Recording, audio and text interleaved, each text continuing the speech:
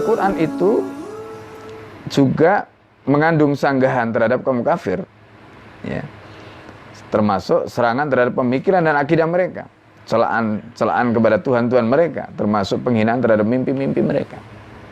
Itu.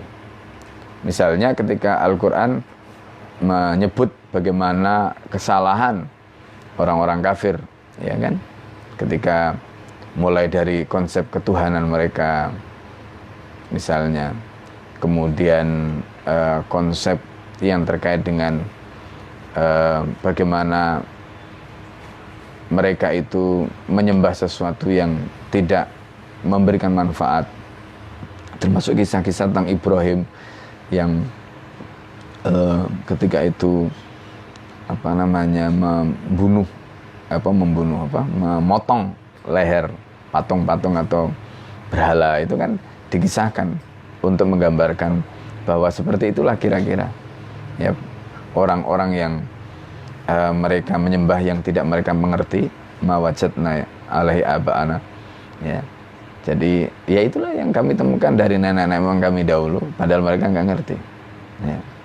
Nah, jadi ini adalah contoh bagaimana dialog-dialog itu dikemukakan.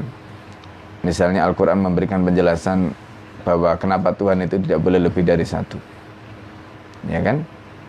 Lau kana fi ma'aliyatun illallah la fasadata, andai Tuhan itu ada dua di langit dan di bumi, maka pasti akan rusak, pasti akan hancur dua-duanya. Nah, ini berarti Al-Quran itu menjelaskan kepada kita tentang bagaimana reasoningnya, ya.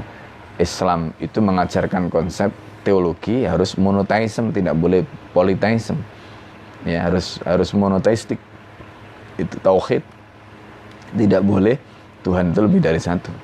Nah, ini bahkan kemudian Al-Quran menyatakan laqad kafara alladziina qalu innallaha salisus salasa. Nah, ini kan kecaman-kecaman Al-Quran. Dan perlu kita catat, pada zaman Rasulullah SAW diutus di Mekah, orang Islam, orang kafir Quraisy ketika itu mereka sudah berinteraksi dengan agama Kristen karena mereka berdagang ke Syam. Ini agama Kristen ada di sana. Meskipun ketika itu pemeluknya itu boleh kita katakan ya masih bisa dihitung dengan jari, seperti kisah tentang Waraqah bin Naufal, ya kan. Nah, Waraqah ini kan dia belajar Kristen itu ya dari Syam, karena faktanya di Syam lah tempat, dan orang-orang Mekah mereka interaksinya dengan penduduk Syam karena berdagangnya ke Syam. Jadi mereka mengenal itu. Maka ketika Nabi pertama kali diutus, Khadijah datang kepada pamannya Waraqah. Pada waktu itu Waraqah mengatakan, fa innahu nabi hadil ummah. Jadi suamimu itu adalah nabinya umat ini. Ya, jadi dia tahu. Dari mana dia tahu? Karena ciri-cirinya itu ada dalam kitab suci orang-orang Kristen, ya, dalam Injil. Tapi sayangnya mereka tidak beriman, ya kan?